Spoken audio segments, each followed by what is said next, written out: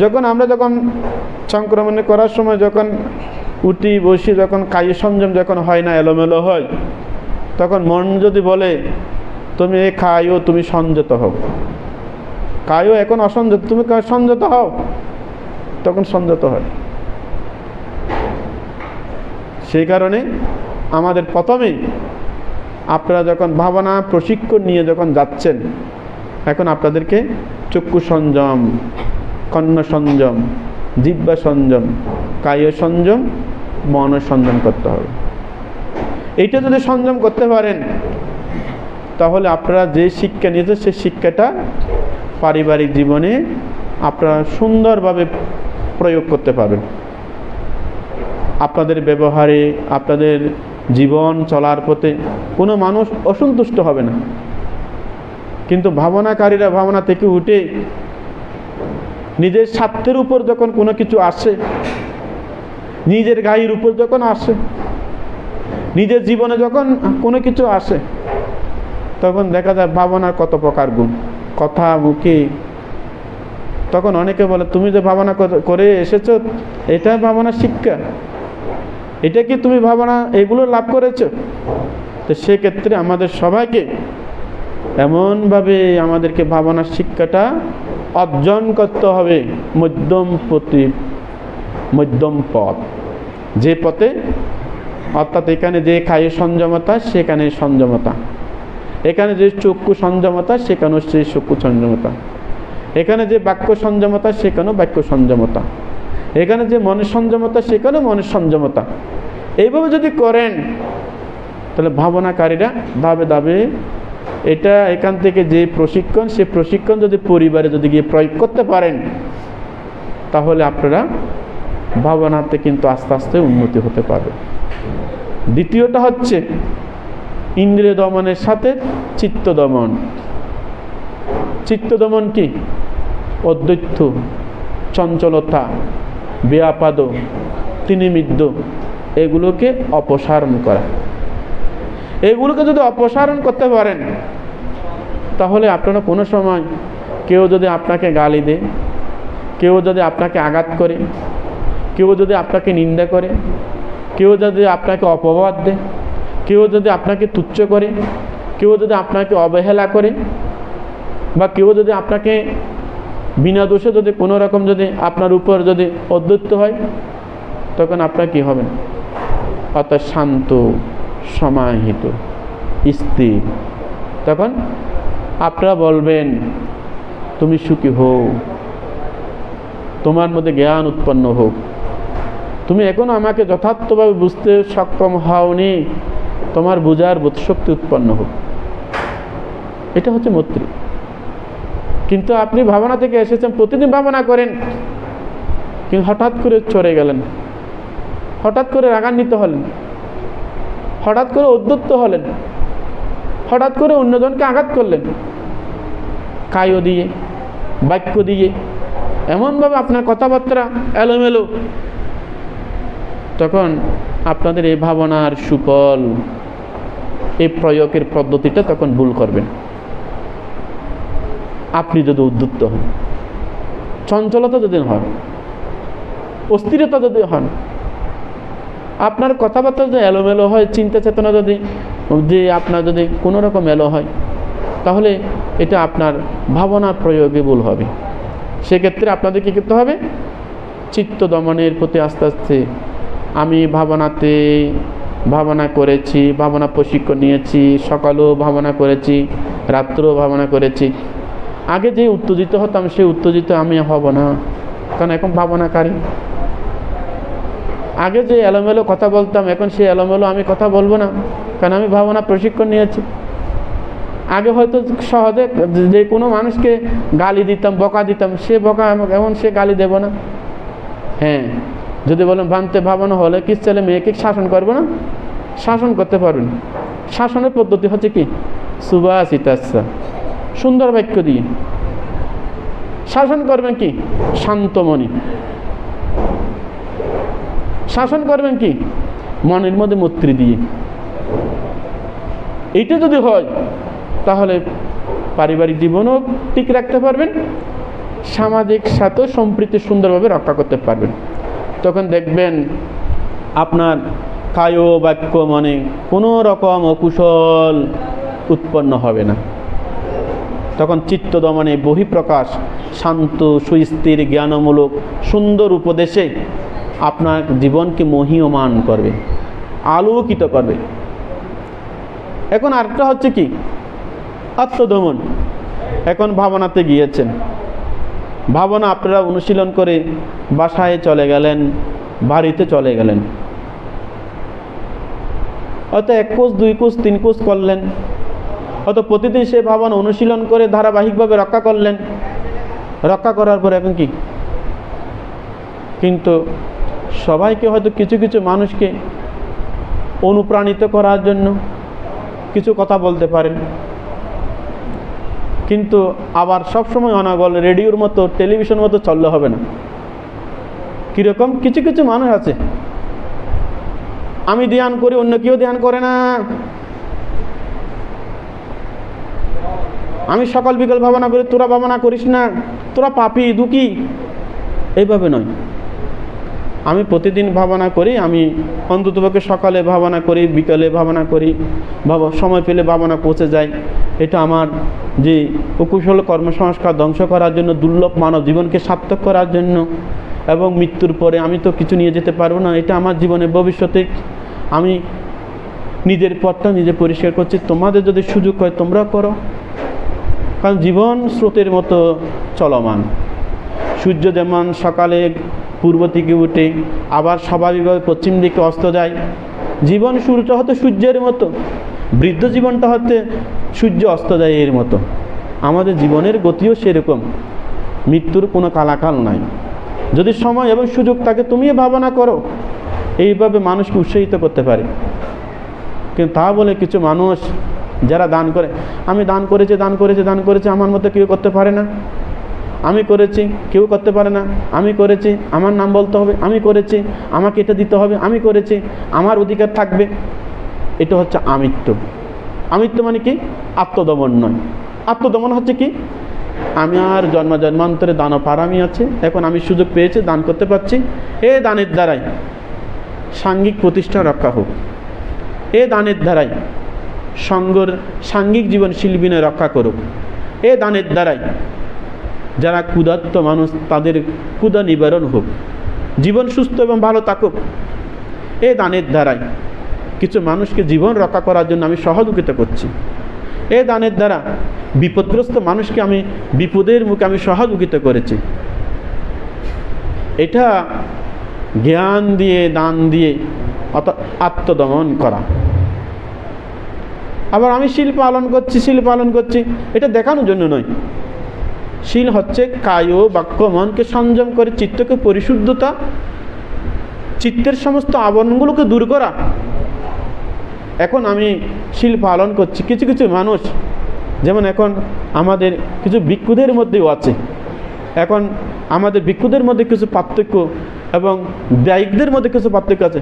আমি শীলবান, তাহারা দুঃশীল, তাদেরকে এইভাবে করলে কোনো ফল নাই, আমাদেরকে করলে ফল হয় না। কিন্তু এটা হচ্ছে কি, এটা হচ্ছে আমিত্ব না। কিন্তু আমাদেরকে চিন্তা করতে হবে।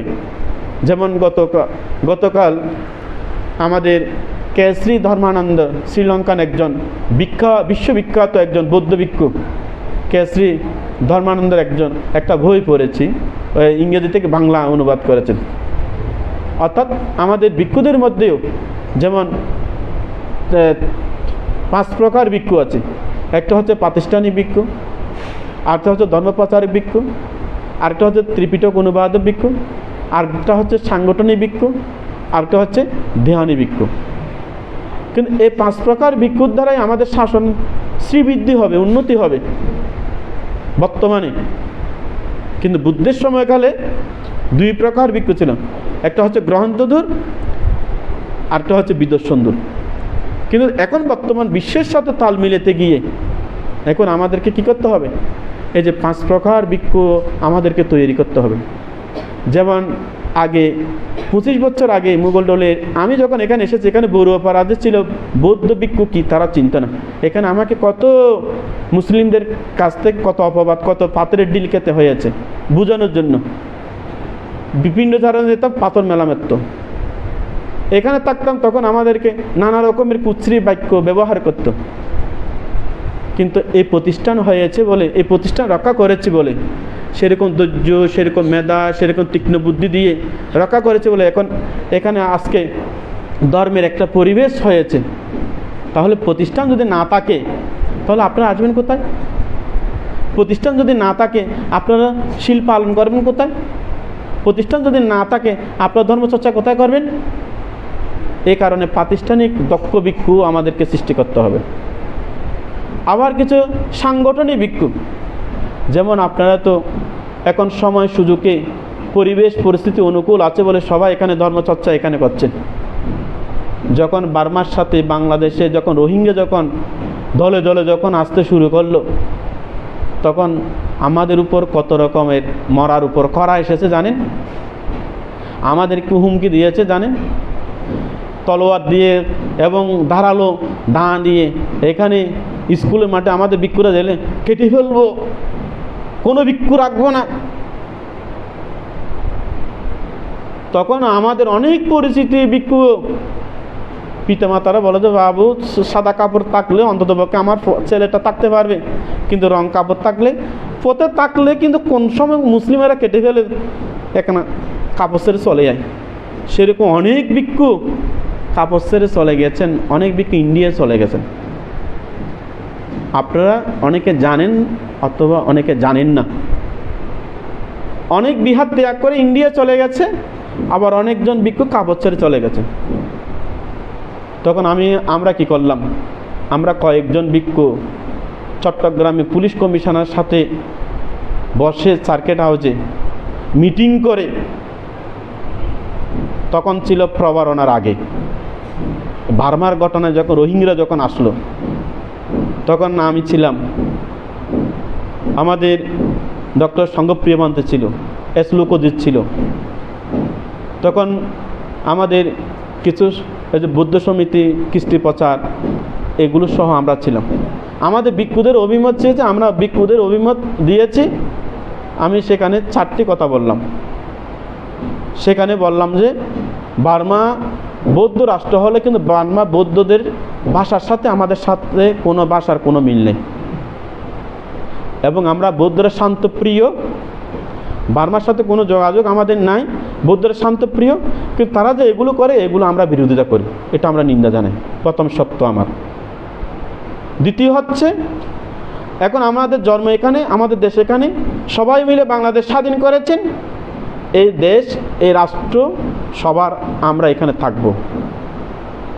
তৃতীয় হচ্ছে, আমাদের প্রতিটি বৌদ্ধ বিহারে যেখানে কোনো রকম অসুবিধা হয়, নিরাপত্তাহীনতা হয়, সেখানে ভিক্ষুদেরকে নিরাপত্তা দেওয়ার জন্য মাননীয় প্রধানমন্ত্রী এবং স্বরাষ্ট্রমন্ত্রী এবং বর্তমানে এখানে চট্টগ্রামে পুলিশ কমিশনার তথা ডিআইজি যারা আছে তাদেরকে নিরাপত্তা দেওয়ার জন্য আমরা জোর দাবি করছি।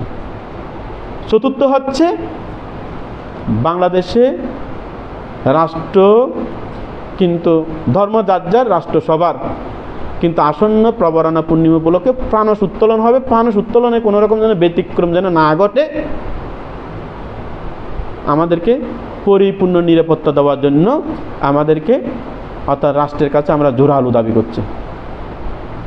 তাহলে আমাদের সেদিন যদি ভিক্ষুদের যদি ভূমিকা যদি না থাকতো, আজকে আপনারা বিহারে এসে কি ভাবনা করতে পারতেন?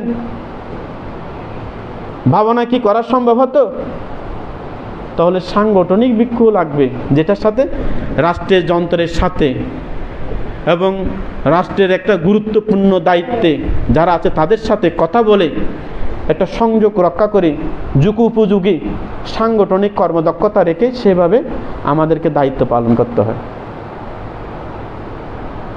এখন চতুর্থ নাম্বার হচ্ছে কি? চতুর্থ নাম্বার হচ্ছে আমাদের ভিক্ষুদের মধ্যে এখন যে আমরা ত্রিপিটক পাচ্ছি, এই ত্রিপিটক যদি অনুবাদ না হতো তাহলে আমরা কি আজকে আপনারা কি ধর্ম বুঝতেন? অনেকে তো বলে যে ভান্তে এখানে ত্রিপিটক পাঠ হচ্ছে, এটা যদি বাংলা বলেন তাহলে আমরা বোঝার সুযোগ হতো। কিন্তু এই ত্রিপিটক চলাকালীন আমাদের ভিক্ষুরা সূত্র বিষয়ে, বিনয় বিষয়ে, অভিধর্ম বিষয়ে দেশনা করেছেন। যদি যদি না হতো, তাহলে ভিক্ষুরা যদি অনুবাদ যদি না করত, ভিক্ষুরা যদি এগুলো যদি গবেষণা না করত, তাহলে আপনাদের কি দেশনা করতে পারত? আপনাদের কি ধর্ম প্রচার করতে পারত? কখনো সম্ভব হতো না। তাহলে আমাদের ধর্ম প্রচারক ভিক্ষুরও দরকার। আর প্রকার ভিক্ষু হচ্ছে কি ধ্যানী ভিক্ষু। ধ্যানী ভিক্ষুদেরও দরকার, কারণ ধ্যান যদি না হয় তাহলে জ্ঞান বাড়বে না।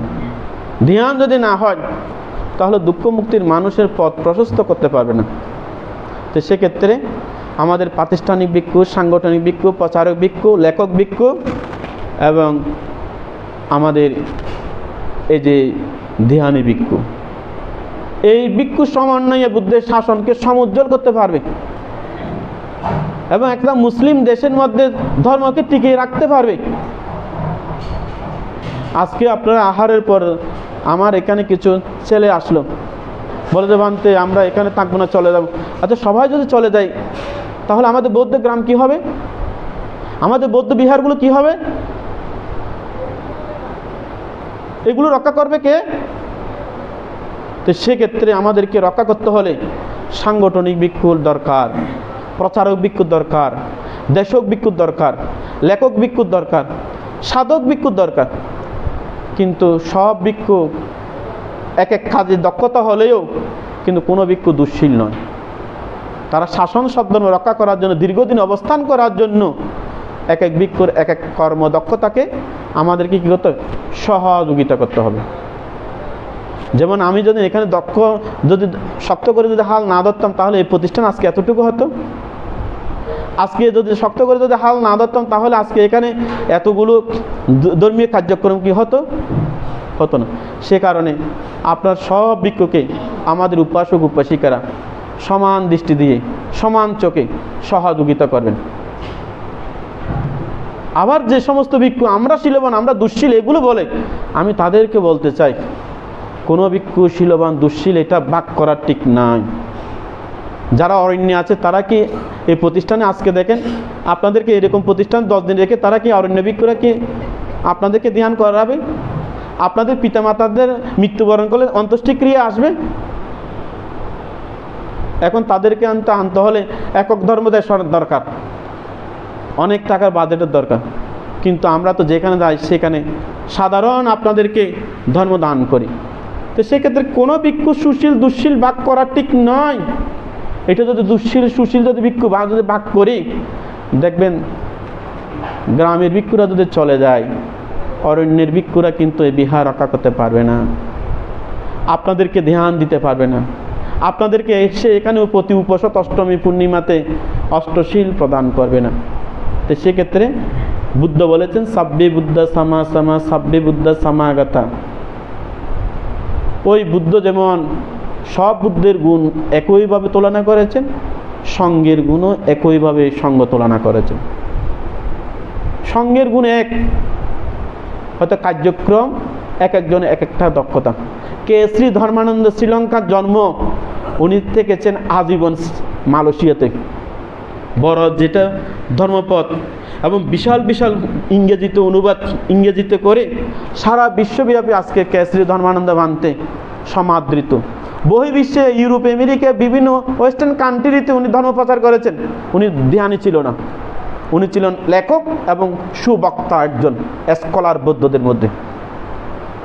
ওনার মতো যদি ভিক্ষু যদি না হতো, আজকে আমেরিকাতে, ইউরোপেতে, অস্ট্রেলিয়াতে বিভিন্ন দেশে আসলে ধর্মপ্রচার আমাদের বৌদ্ধ ধর্ম কিন্তু এত সমাদৃত হতো না। তো সেক্ষেত্রে আমাদের প্রচারের ভিক্ষু লাগবে, সাংগঠনিক ভিক্ষু লাগবে, লেখক ভিক্ষু লাগবে, ধর্মদেশক ভিক্ষু লাগবে এবং ভাবনাকারী ভিক্ষু লাগবে। সব ভিক্ষুকে রক্ষা করতে হবে। হাতের একটা আঙ্গুল দিয়ে কিন্তু আমরা ভাত খেতে পারবো না, 5টা আঙ্গুল আমাদের দরকার। 5টা আঙ্গুল কিন্তু একই সমান না, এক একটা আঙ্গুল এক একটা আমাদের বৈশিষ্ট্য, এক একটা গুণ। কিন্তু 5টা আঙ্গুলের সমন্বয়ে আমরা ভাত খেতে পারি, কাজ করতে পারি। আমাদের হাতের পরিপূর্ণতা। ঠিক অনুরূপভাবে আমাদের সঙ্গেরও সেরকম এক একটা দক্ষতা, যার যার যে দক্ষতা সে দক্ষতা সম্মান জানিয়ে রক্ষা করে আমাদের বৌদ্ধ সমাজ, বিহার এবং এদের শাসন সদ্ধর্মকে রক্ষা করতে হবে। এইভাবে যদি রক্ষা করতে পারি তাহলে আমাদের এই দুর্লভ শাসন চিরদিন, চিরকাল, চিরস্থায়ী আমাদের অবর্তমানে আমাদের ভবিষ্যৎ সংঘ সদস্য রক্ষা করবে। আপনাদের অবর্তমানে এই সংঘই আপনাদেরকে ধর্মদান করবে।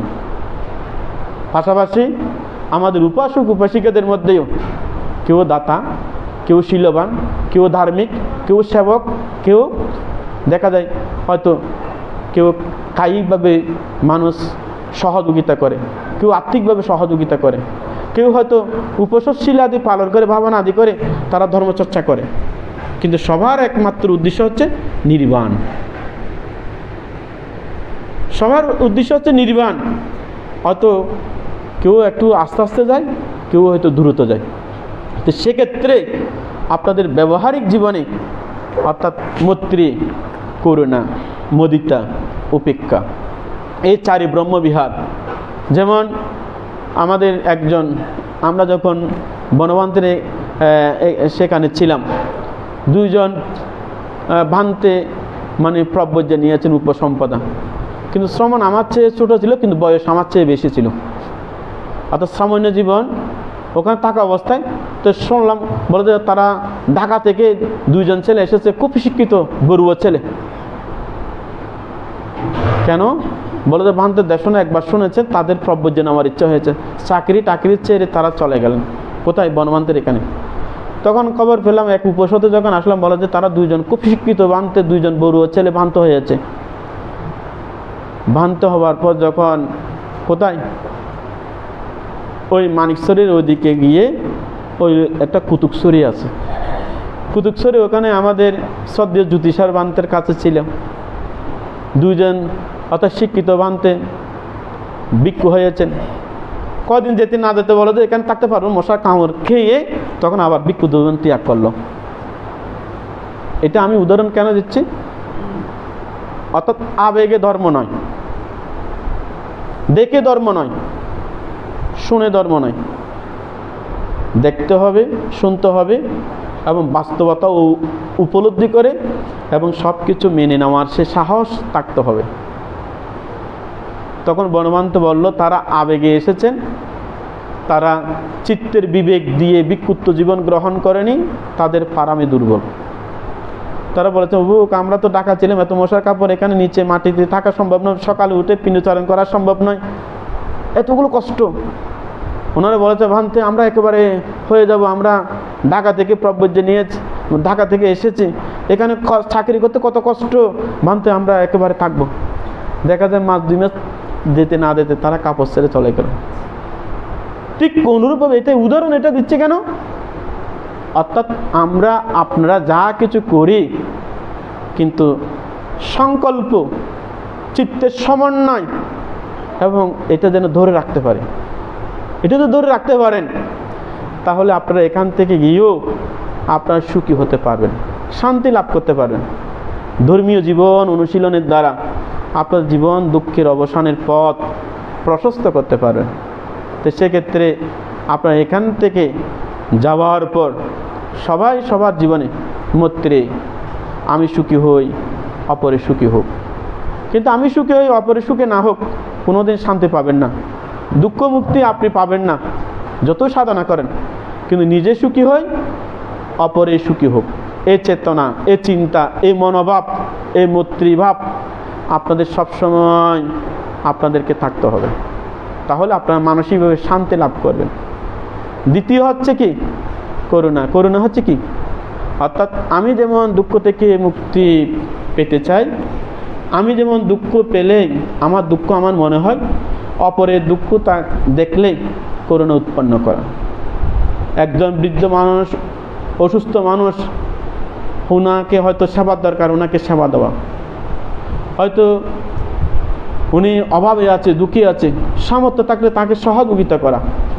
হয়তো কেউ বিপদে পড়েছে, সে বিপদে খুশি না হয়ে তার বিপদে কোনো না কোনোভাবে আত্মিকভাবে, কায়িকভাবে, বাচনিকভাবে, মানসিকভাবে বা কোনোভাবে তাকে সহযোগিতা করা, এটা হতে করোনা। যেমন তথাগত বুদ্ধ বোধিসত্ত্ব অবস্থায় কি করেছেন?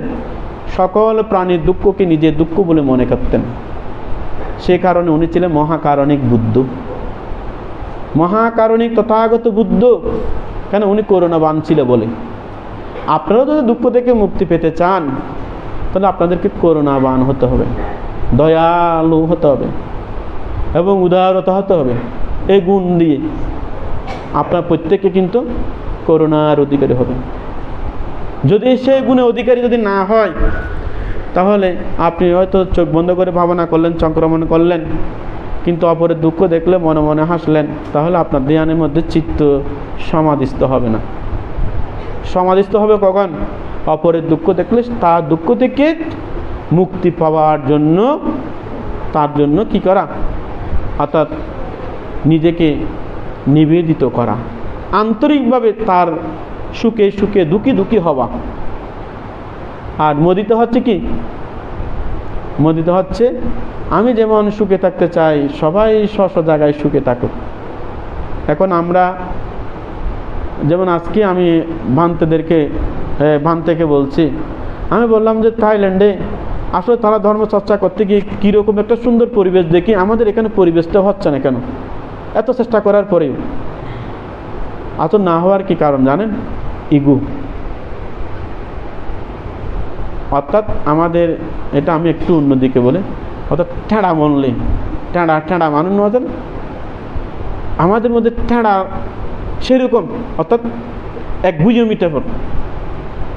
যেমন ভিয়েতনামে গিয়েছে, এই যে আপনাদের মতো বয়স্ক মানুষ, তাদের মনে চেহারার মধ্যে কোনো বিষণ্ণতা নাই, কোনো যে কালো চেহারা নাই, হাসি মুখে সবসময় মানে উজ্জ্বল আনন্দিত। বৃদ্ধ বৃদ্ধ মানুষ চাকরি করে রিটায়ার্ড হয়েছে, অবসর হয়েছে, কিন্তু তারা হাসি মুখে ধান করতে গিয়ে, শিল্প পালন করতে গিয়ে, আমরা তো ভিয়েতনামে অনেক জায়গায় গিয়েছি, কিন্তু তাদের মধ্যে এত সুন্দর দেখা যায়।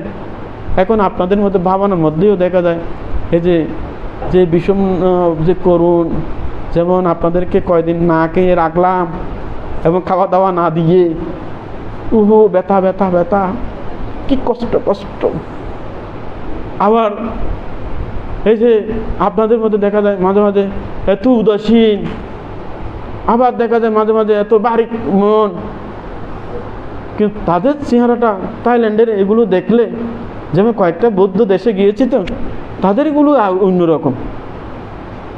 মানসিক কোনো দুঃখের ছাপ নাই, চেহারার মধ্যে কোনো সেরকম দুঃখের কোনো আবরণ নাই, হাস্য উজ্জ্বল, সদা প্রীতিমন, আনন্দিত। তো সেক্ষেত্রে পরিবেশ আমাকে করতে হবে, আপনাদেরকে করতে হবে। অর্থাৎ সবাই সবার জীবনে কিন্তু আস্তে আস্তে সংশোধনে যেতে হবে, পরিবর্তনে আমাদেরকে করতে হবে। পরিবর্তন যদি না করি তাহলে পরিবেশে তাহলে দেখেন আমাদের প্রতিটি বৌদ্ধ পরিবার বলবো না, এখন ইসলামের মধ্যেও দেখি, কারণ ইসলাম মানুষ কিছু এখানে আসে তো তাদেরও কথা শুনি, আবার হিন্দু মানুষও কিছু আসে তাদের কথা শুনি।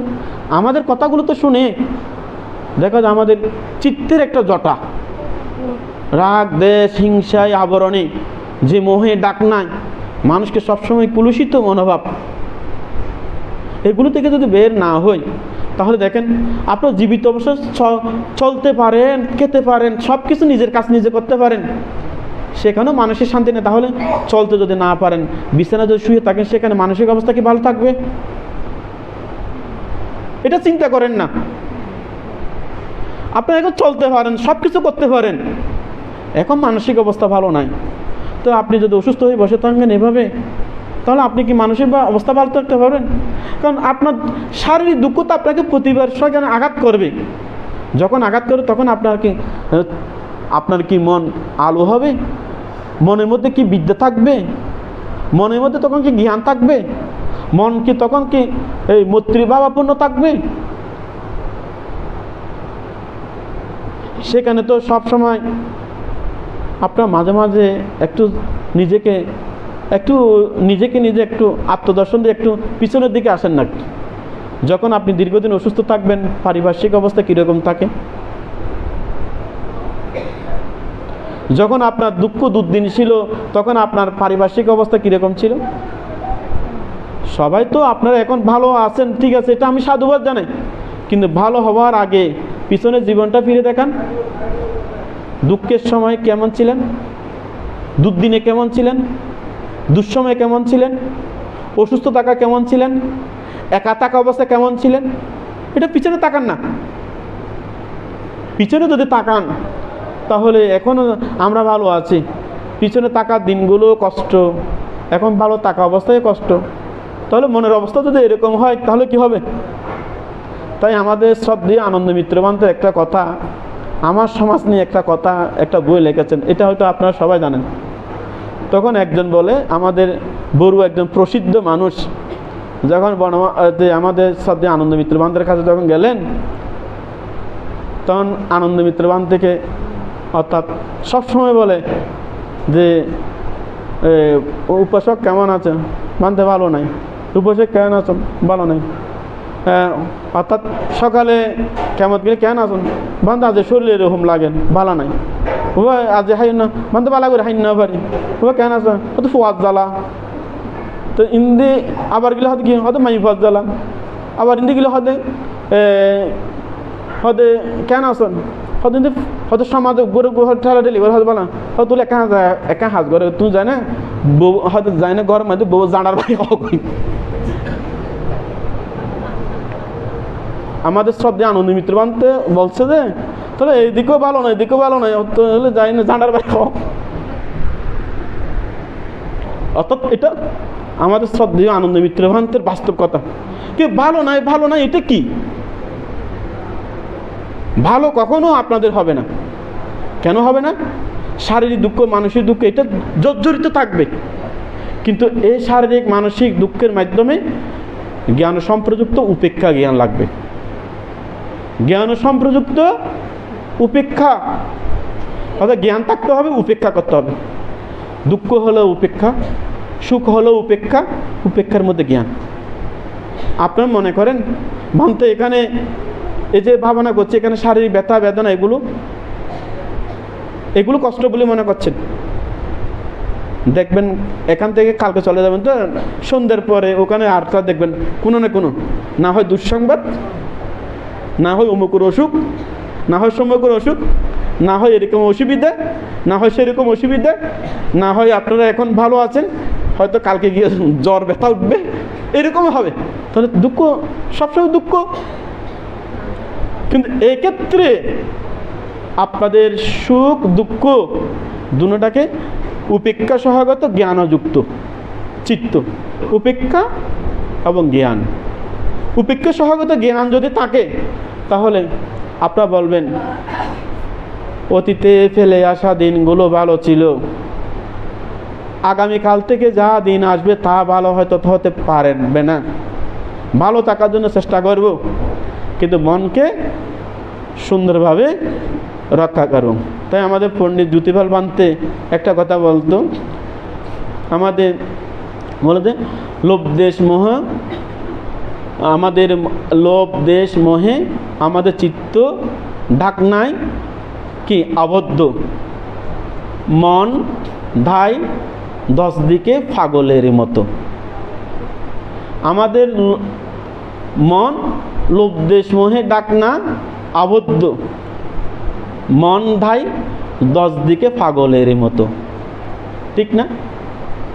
মন পাগলের মতো দুচ্ছে না?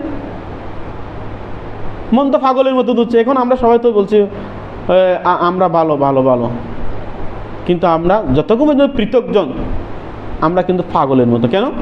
এখন ভালো আছে, এখন খারাপ, এখন ভালো, এখন খারাপ, এখন খারাপ, এখন ভালো। তাহলে আমাদের মন কি পাগলের মতো। পাগল মানুষ যেমন স্থির নয় অস্থির, শান্ত নয় অশান্ত, ছুটোছুটি করে, আমাদের মন ধাই 10 দিকে পাগলের মতো, মন দুচ্ছে। তো সেক্ষেত্রে এখন আপনাদের সবসময় যদি বলেন মানতে ভালো নাই, হয়তো এখন হয়তো বলবেন মানতে এখন আপনি যে কথা বলেছেন তাহলে এখন আপনাকে ভালো বলতে হবে, এটা না। ভালো এই কারণে বলছি, আমাদের কোনো সময় অতীতও ভালো ছিল না, সামনে হয়তো ভালো থাকবে না, কিন্তু আমাদেরকে ভালো থাকতে হবে। এখন ভালো থাকতে হলে কি করতে হবে? প্রথম হচ্ছে কায়ের সংযম, বাক্য সংযম, মন সংযম, তিনটা জিনিস সংযম করবেন। এবং সাথে কি রাখবেন? উপেক্ষা সহগত জ্ঞান সম্প্রযুক্ত চিত্ত। উপেক্ষা অর্থাৎ দুঃখ হলো এটাকে উপেক্ষা করে জ্ঞান দিয়ে অতিক্রম করা, মেনে নেওয়া। শারীরিক বলুন, মানসিক বলুন, আত্মিক বলুন, পারিবারিক বলুন। যেমন আপনার ছেলে এখন কিছু করে না, তাকে নিয়ে যদি দুঃখ করেন তাহলে আপনি কষ্ট পাবেন। আপনার পরিবারে কেউ যদি সদস্য আছে, উনি যদি অসুস্থ থাকে, তাকে নিয়ে যদি চিন্তা করেন তাহলে কষ্ট পাবেন, ঘুষে ঘুষে থাকবেন। আবার যদি আপনার যদি দেখা যায় এই যে পরিবারের মধ্যে ছেলে অনুগত হয় নাই, কিন্তু এটা তো আপনি বের করতে পারবেন না, এটা থাকবে।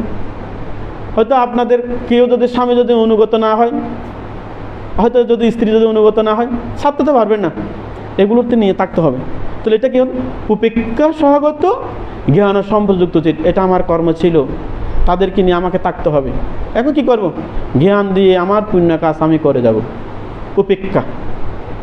তাই এই যে মুদিতা হচ্ছে কি, অর্থাৎ আমি যেমন সুখে থাকতে চাই, সবাই স্ব জায়গায় সুখে থাকুক, এটা হচ্ছে মুদিতা। অর্থাৎ সবার প্রতি কি, অর্থাৎ সবার প্রশংসা করা, ভালো কাজের সাধুবাদ জানা, এবং কেউ যদি উন্নতি শ্রীবৃদ্ধি হয়, এই উন্নতি শ্রীবৃদ্ধিগুলোকে সাধুবাদ দিয়ে কি করা, অর্থাৎ তাদেরকে সাধু কর্মটাকে সাধুবাদ দিয়ে অনুমোদন করা। কিন্তু আমরা তো সে মুদিতা মহাগুণের অধিকারী হতে পারি না। এখন শুধু আমার টাকা পয়সা ধন সম্পদ বাড়ক, অন্যজনের গরিব থাকুক, এটা কিন্তু মুদিতা নয়। শুধু আমার ছেলে মেয়ে উন্নতি হোক, অন্যজনের ছেলে মেয়ে একবারে ডাস্টবিনে পড়ুক, এটা কিন্তু মুদিতা নয়। শুধু আমি সুখে থাকতে চাই বা আমার জায়গায় আমি সর্বশ্রেষ্ঠ হতে চাই, অন্যজনে দমাইয়ে রাখি, এটা কিন্তু মুদিতা নয়। মুদিতা হচ্ছে কি, অর্থাৎ আমার যেমন অধিকার তার অধিকার। আমি যেমন স্বস্থানে আমি উন্নত সুখে থাকতে চাই, পছন্দ করি, অপরে সেভাবে স্ব জায়গায় উন্নত হোক, সুখে থাকুক, শান্তি লাভ করুক, এটা হচ্ছে মুদিতা। আর উপেক্ষা হচ্ছে কি, ভালো করি বা বন্ধ করি। ওই বৃক্ষ যেমন রোপণ করলে সময় হলে, ঋতু যদি হয়, সময় এবং ঋতু বীজ অনুযায়ী ফল যেমন লাভ করে, আমরা যে কর্ম করব সে কর্মের ফল অবশ্যই আমরা পাব। সময়ের দরকার। যেমন অনেকে বলে না, বানতে উনি চুরি করে করে এত কিছু করেছেন, দেখা যায় উনি মৃত্যুর আগে তার সম্পদ সবগুলো শেষ, এরকম আছে। আবার যদি বলে ভানতে উনি ডাকাতি করে এত কিছু উনি করেছেন, দেখা যায় উনি মৃত্যুর আগে এগুলো তাকে ভোগ করতে হয়, অথবা মৃত্যুর পরে ভোগ করতে হয়।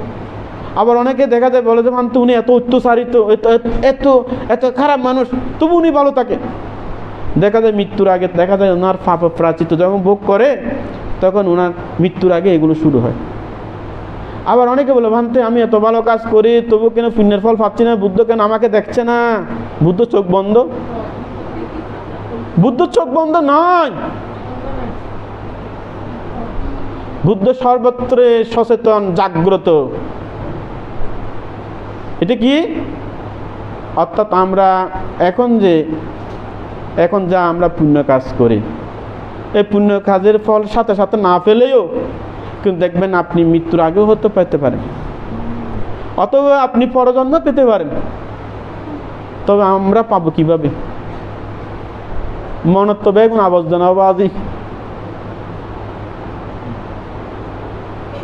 মনের মধ্যে আবর্জনা নয়, একখানা তো একখানা ব্যতিক্রমে জোরা ফেস করেন না।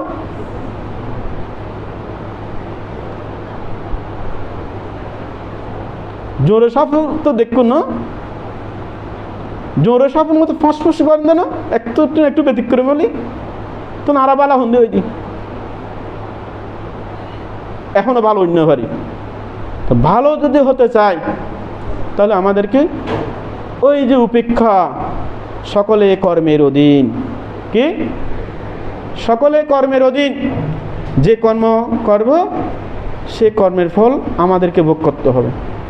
ভালো কর্ম করলে ভালো কর্মের ফল, খারাপ কর্ম করলে খারাপ কর্মের ফল। আর উপেক্ষা আর একদিকে হচ্ছে কি, অর্থাৎ কষ্ট হলেও ধৈর্য ধারণ করা, সুখ পেলেও এটাকে অত অহংকারী না হওয়া, দুঃখ হলেও বিরক্ত না হওয়া, উপেক্ষা সহগত, জ্ঞান দিয়ে বিচার করা, এটা হচ্ছে উপেক্ষা। এইভাবে উপেক্ষা গুণে যদি গুণান্বিত হতে পারেন তাহলে আপনার সর্বাপেক্ষায় সুখী হতে পারবেন, শান্তি লাভ করতে পারবেন, সুখ এবং শান্তি লাভ করবেন। তাই আপনারা পরিবারে গিয়ে এখন থেকে আমি সুখী হই, অপরে সুখী হোক, আমি দুঃখ থেকে মুক্তি লাভ করি, অপরের দুঃখ থেকে মুক্তি লাভ করুক। আমি সব জায়গায় যেমন আমি উন্নতি শ্রীবৃদ্ধি লাভ করতে পছন্দ করি বা সেভাবে আমি পাওয়ার জন্য চেষ্টা করি, অপরে সবাই সেভাবে স্ব জায়গায় উন্নতি হোক, শ্রীবৃদ্ধি হোক, সুখী হোক। আবার হচ্ছে ভালো করি খারাপ করি আমরা সকলে কর্মের অধীন। তো আমি সুখী হই, সকলে সুখী হোক, এটা হচ্ছে মৈত্রী। আমি দুঃখ থেকে মুক্তি লাভ করতে চাই, অপরের দুঃখ থেকে মুক্তি লাভ করুক, এটা হচ্ছে করুণা। আমি স্ব জায়গায় যেমন সুখী হয়ে উন্নতি হতে চাই, সুখী হতে শান্তি লাভ করতে চাই, সকলে পরিবার পরিজন স্ব স্থানে সকল মানুষ সুখে নিরাপদে অবস্থান করুক, এটা হচ্ছে মুদিতা। উপেক্ষা হচ্ছে ভালো করি খারাপ করি সকলে কর্মের অধীন, এটা হচ্ছে উপেক্ষা। এই চারি ব্রহ্মবিহার যদি ভাবনা যদি করেন, কিন্তু চারি ব্রহ্মবিহার কিন্তু ওনারা জানন বা না জানন, ওনারা তুমি কিন্তু চারি ব্রহ্মবিহার আন মহলতুন তাকে এই কি জানো না, যেন ওনারা ফুয়াল্লাহ ওনারা তুন আছে হব অন্য জনের ফুয়াল্লাহ নাই দেরি, যেন ওনারা তুন আন প্রতি নেই আছে না। তো চারি ব্রহ্মবিহার হইতে কি, এই যে চারি ব্রহ্মবিহারের ভাবনা হচ্ছে কি, ব্রহ্ম যারা চারি ব্রহ্মবিহার যে আরা ওই ব্রহ্ম কারা, ব্রহ্মরা কি করে, অর্থাৎ সবসময় তারা এই চারি ব্রহ্মবিহারে ভাবনা করে। আমাদের প্রতিটি মা থেকে নিজেদের ছেলে মেয়েদের মধ্যে এই গুণটা আছে, আমি সুখী হই, আমার ছেলে যেখানে থাকুক সুখে থাকুক, এটা মাদের মধ্যে আছে। আর করুণা, আমি দুঃখ থেকে আপদ বিপদ থেকে আমি মুক্ত হই, আমার ছেলে মেয়ে যেখানে থাকুক না কেন, বিদেশে থাকলেও হব আর ফোয়াগো ভালো থাকুক, কক্সবাজার থাকলে আরও হয়তো আর ফোয়াগো যাতে কোনো পানি জোয়ারে টোয়ারে উড়ে, এটা বলে না। এই যে আমাদের এই যে করুণা, অর্থাৎ আমি যেভাবে দুঃখ থেকে মুক্তি চাই, আমার ছেলে মেয়ে সবাই দুঃখ থেকে মুক্তি লাভ করুক। আর মুদিতা হচ্ছে আমার ছেলে, আমার জীবনে আমি যেন উন্নতি লাভ করি, আমার ছেলে মেয়ে উন্নতি লাভ করুক। কিন্তু আমাদের মায়েদের মধ্যে এই চারি ব্রহ্মবিহার আছে, কিন্তু এটা ফল পাচ্ছে না কেন জানেন, যখন নিজে যেমন সুখকামী অপরও সুখ কামনা করতে হবে। এখন আমরা শুধু নিজের সুখ কামনা করি, অপরের সুখ কামনা করি না বলে আমাদের ব্রহ্মবিহারের ভাবনাটা হচ্ছে না, ফলটা আমরা পাচ্ছি না।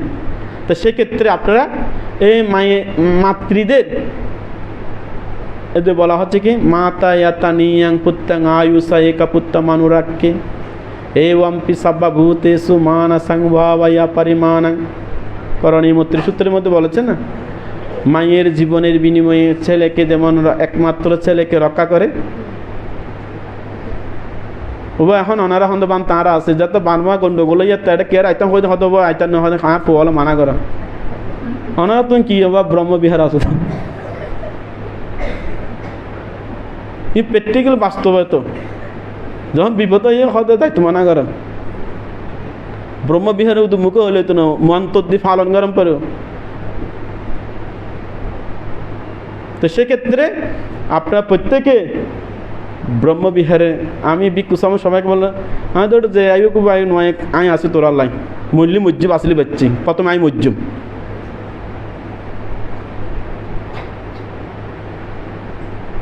তো সেক্ষেত্রে আপনাদের সবাইকে এই যে চারি ব্রহ্মবিহার আমাদের মায়েদের নিজ নিজ পরিবারের জন্য আছে, কিন্তু সামগ্রিকভাবে নাই, বহুলকৃত নাই। এটা হচ্ছে আপনাদের ব্রহ্মবিহার ভাবনা, এটা আপনাদের মধ্যে আমিত্ব নিয়ে আছেন, আমিত্ব মুক্ত নাই। এখন আপনারা আমিত্ব মুক্ত হয়ে আমি সুখী হই, অপরে সুখী হোক, আমি দুঃখ থেকে মুক্তি লাভ করি, অপরে দুঃখ থেকে মুক্তি লাভ করুক। আমার জীবনে যেমন স্বচ্ছ জায়গায় নিরাপদে সুখে শান্তিতে থাকতে চাই, সবাই সবার পরিবারে সুখে শান্তিতে থাকুক। আর হচ্ছে সবাই কর্মের অধীন, এটা চারি ব্রহ্মবিহার ভাবনা আপনারা যদি পরিবারে গিয়ে এখান থেকে যদি করেন, তাহলে সাংসারিক জীবনে চারি ব্রহ্মবিহার ভাবনায় মানুষকে অবারিত সবসময় মানুষকে প্রশান্তি প্রীতি দান করে। আনন্দ এবং প্রীতি যখন লাভ করে, তখন আপনার ভাবনা কীভাবে করবেন? 5 মিনিট 10 মিনিট যা করবেন, শ্বাস প্রশ্বাস হোক, নাভির গোড়ায় হোক, ভাবনা করবেন, করে সবসময় এই চারি ব্রহ্মবিহার অধিষ্ঠান করবেন। চারি ব্রহ্মবিহার অধিষ্ঠান করে নিজে যেমন সুখে থাকতে চান, পরিবারের সবাই সুখে থাকুক, সমগ্র সত্যগণ সেভাবে সুখে থাকুক। তাহলে আপনার মনের মধ্যে একটা প্রীতি আনন্দ অনুভব হবে। এই প্রীতি আনন্দ যদি অনুভব হয়, তাহলে আপনি সারাদিন প্রশান্তি মনে কাজ করতে পারবেন।